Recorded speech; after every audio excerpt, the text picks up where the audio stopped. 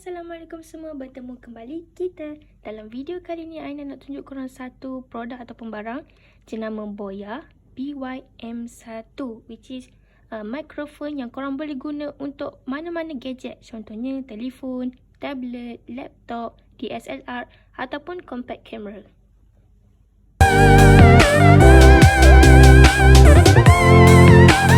So kalau tadi macam ni, macam ni.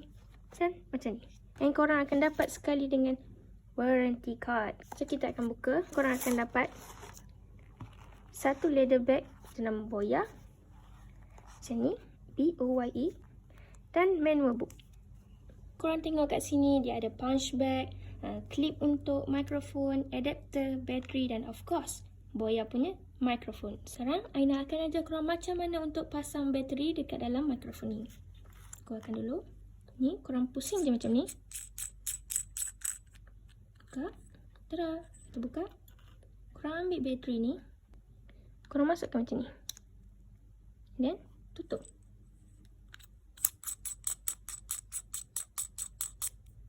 Okay.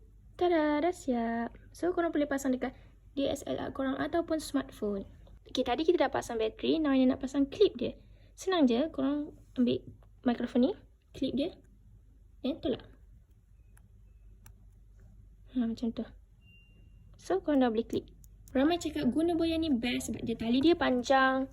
Dia punya sound pun okey. Tapi satu je tak okey. Ramai cakap bateri dia susah untuk dikeluarkan. Korang tengok? Tak boleh. So Aina ada tips untuk korang. Cara untuk keluarkan bateri Boya ni. Aina rasa semua orang ada kot ini ni. Untuk keluarkan SIM card daripada phone korang. Make sure clip ni terletak di sebelah kanan kat sini. And then korang tolak sahaja ke atas macam ni. Macam tu. Dah pun terkeluar. Senang kan? Which is kalau korang pasang dekat DSLR, korang onkan dekat kamera. Kalau korang pasang dekat smartphone, macam ni, kamera. So kalau korang pasang dekat smartphone, korang tolak ke bawah. Smartphone macam tu, okay? Aina sarankan untuk korang supaya pastikan korang punya button ni sentiasa dekat off kalau korang tak guna, okay? Okay, untuk iPhone user 7 Plus ke atas, tak silap Aina, korang mesti ada adapter macam ni, okay? Untuk korang pasang kat sini, macam tu. Ini korang pasang je dekat iPhone korang.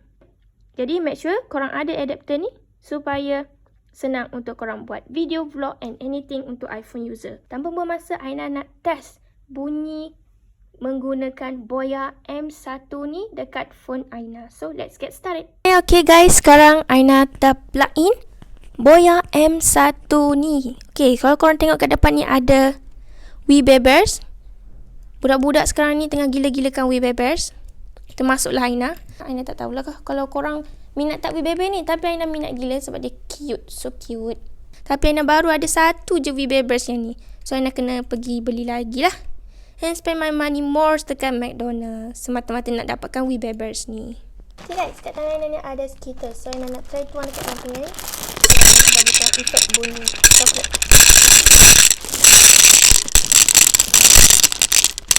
Macam ASMR gitu.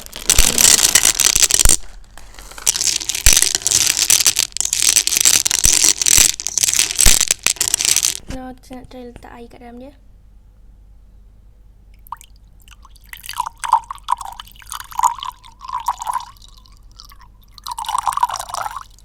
Korang macam mana Boya BYM1 ni? Okey ke? Untuk pricing BYM1 Boya ni, Aina beli dengan harga serendah RM37 sahaja di Shopee. Mana-mana seller saja. Kalau korang rasa seller tu okey, boleh dipercayai, so korang belilah kat situ. So saja video untuk kali ni. See you guys in the next video. Bye. Assalamualaikum. Thanks for watching. Don't forget to like, comment, and subscribe our channel. Bye.